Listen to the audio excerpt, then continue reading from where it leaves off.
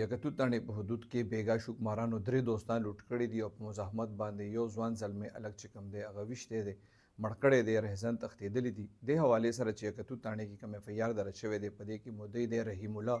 دا د رشید ګړی اوسېدونکی دی د په زخمي حالت کې رپورټ درج کړی دی او پولیس یې ویلي دي چې بیګا کله دی په جومات کې تراویح وکړي نو دی رشید ګړی بازار ته روان و چې هلته به تیکي وخورو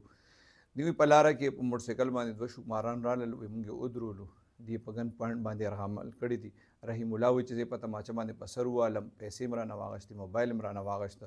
د سره بل ملګری دی هاشم ول دی تاج محمد 18 سال عمر یې دی وایي دنه موبایل او پیسې واغېستل د چې مزاحمت وکړو دی وویشتو دی مړ کو او د بل ملګری چې کوم دی وقاص د هغه نه موبایل او پیسې غشتې دي او تښتېدلی دي دا وقاص چې څنګه ما تاسو ته وویل دا د شوکي په دې واقعه کې د شوکمارانو مړ کړی دی د 18 سال عمر دی دی بیا هسپتال ته تللی دي بیا د هسپتال پولیس چې کله دی له رپورټ درج کړی دی او مر سره راغلی ده نو د یکتو تاڼې پولیس د نامعلومو شوکمارانو خلاف د رهزنې او د قتل اف ای آر درج کړی دی او د هغې تلاشي شروع کړی دی